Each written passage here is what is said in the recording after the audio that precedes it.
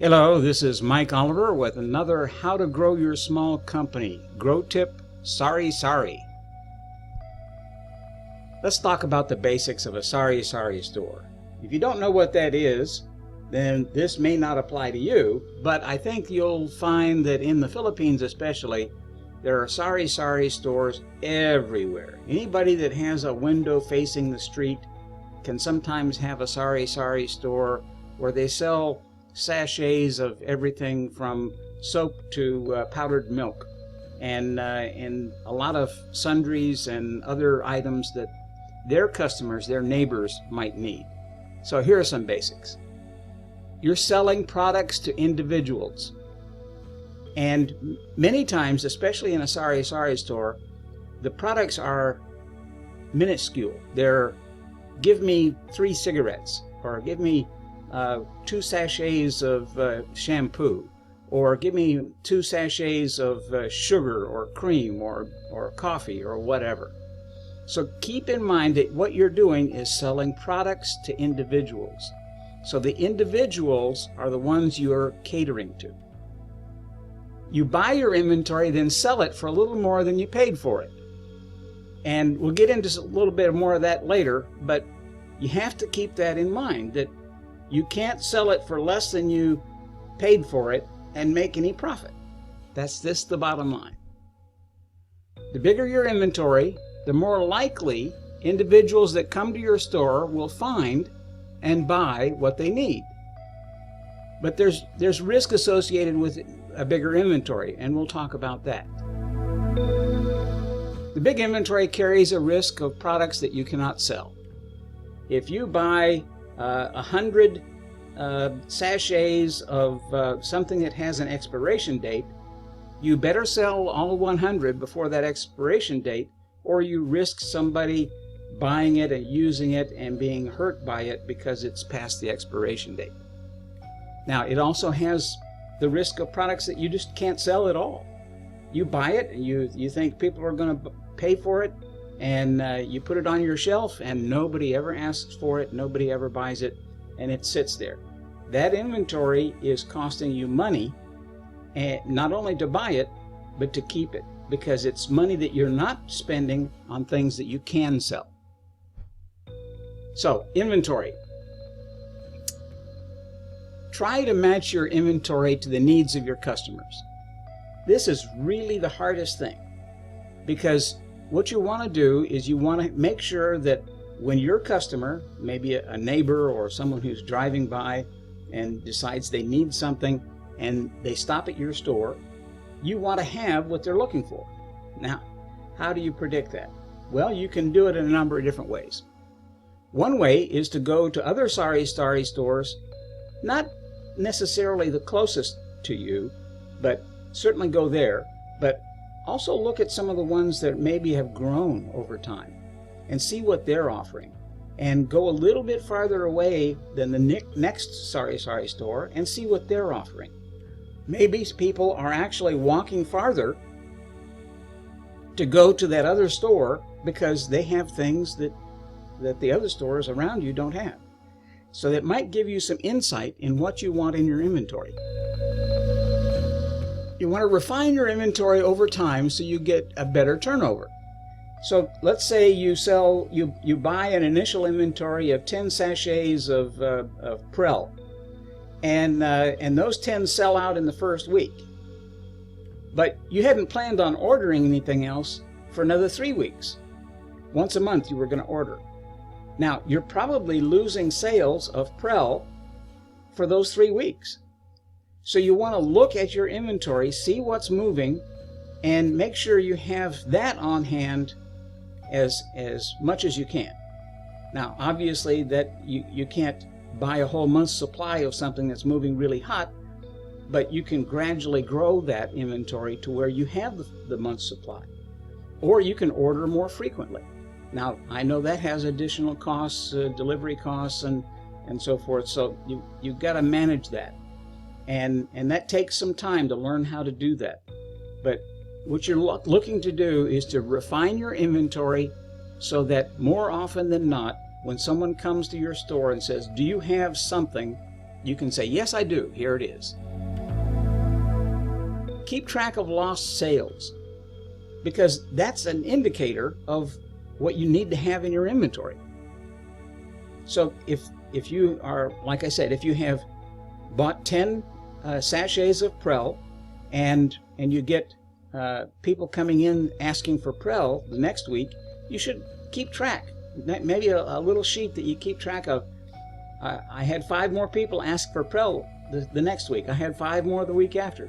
So maybe my stocking level should be twice a month for 20, something like that. So keep track of lost sales. Keep track of the items you do sell, because that's another indicator. Because sometimes you will see that the items that you're selling, maybe there's something else that you can go along with it. Maybe you can complement that. Maybe you can have sachet packs where you can sell 5 at a time instead of 1 at a time, and offer a little bit of a discount, but still make a profit. That'll keep people coming back. Determine your reorder points so you reduce lost sales due to out of stock.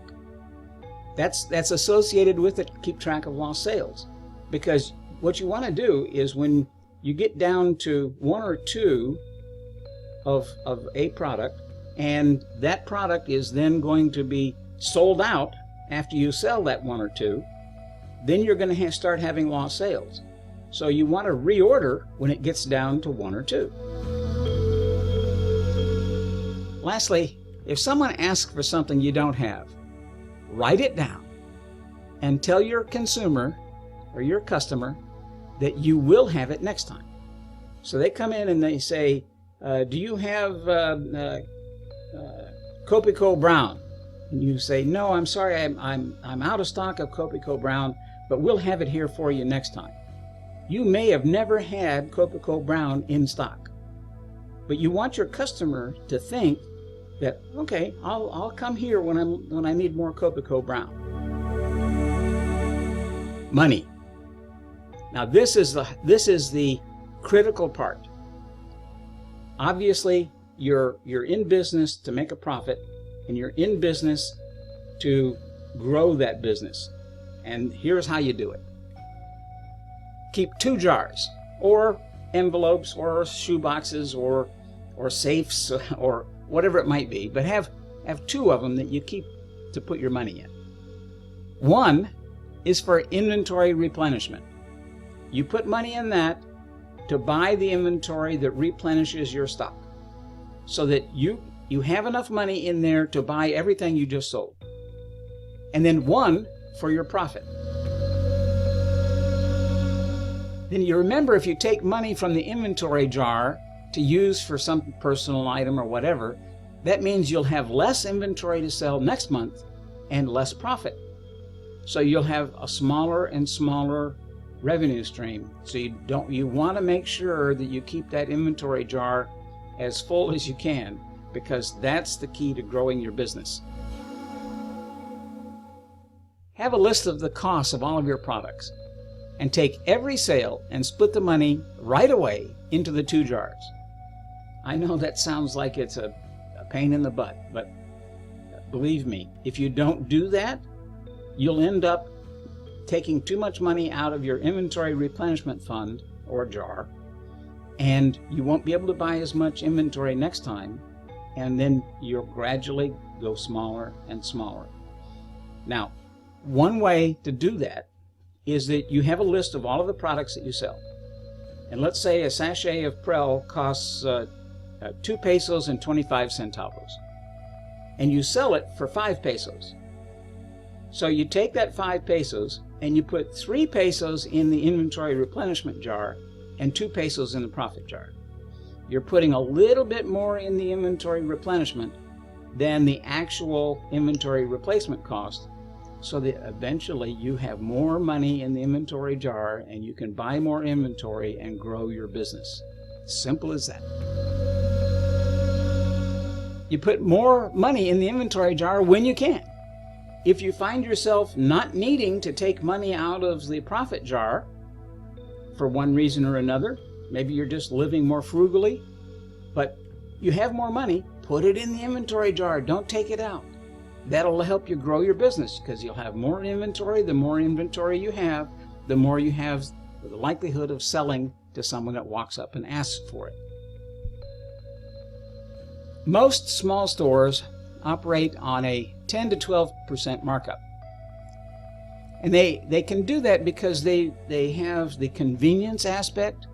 People will buy from you even though you're charging 5 to 6% more than they can buy it someplace else, because they don't have to get on their motorcycle and go to the other big store, or they don't have to walk a half a kilometer to get to the other store. So you're selling at a little bit higher price, but you're selling at the higher price for the convenience of your customers. But you got to keep in mind that the larger stores, they can go as low as 4% markup. They can even have a loss leader sale where they have, you buy something and you get something for free. And that still comes out of their markup eventually, but they can operate at a lower percentage markup. So you want to keep your percentage high enough, and I'm suggesting 10 to 12% in a Sari Sari store for the convenience factor. So thank you very much. I hope this has been helpful for you. This is Mike Oliver with How to Grow Your Small Business.